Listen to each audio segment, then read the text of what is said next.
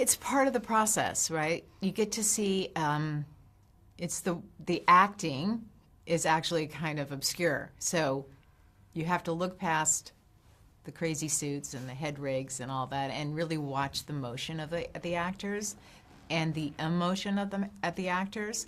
And it really helps inform the costume design. And the costume design sometimes helps inform their performance. So it's a really back and forth, even though it's not as tangible as a live action piece.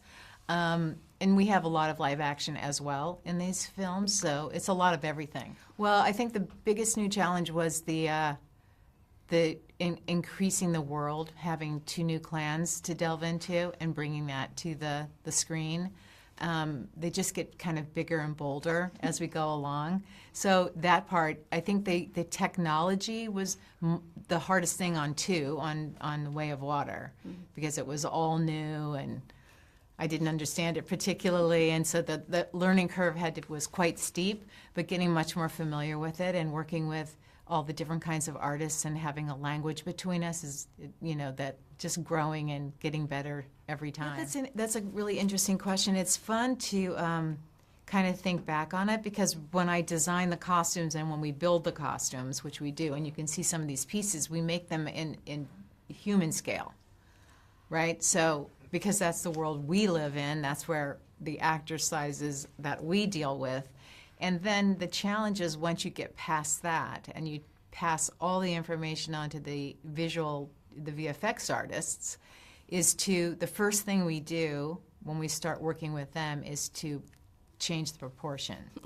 So, yeah. So you're like, some things work perfectly. It's not that, but other things you're like, oh, that's not great. Let's kind of move that around. And so it's a very much a hands-on process over the computer with them, because that's how they work. But you do the same thing. You do front, side, back, look at everything. We work with them on a weekly basis for a really long time, years. And there's a lot of dialogue back and forth, and make it longer, too heavy, not heavy enough. So it's a very interesting and different process, and I think pretty unique to the costume design world. It's funny because it doesn't feel that, I don't know if it's just happened slowly over time, but to me it doesn't feel that different. It feels as real as anything, even though, we all know they're 9 foot tall and blue.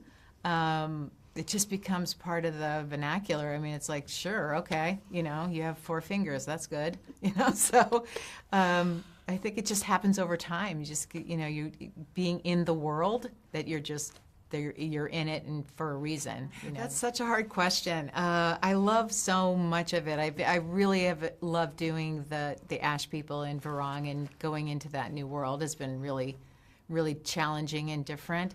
But I have a real soft spot for Neytiri. She's one of my favorite characters. I think, I feel kind of as close to her as anyone in the movie. So I think I was I'm really happy with her battle look, because I think it encapsulates, and it was hard getting there narratively to get to the right spot, but I think we finally got there, and I'm really happy with that one.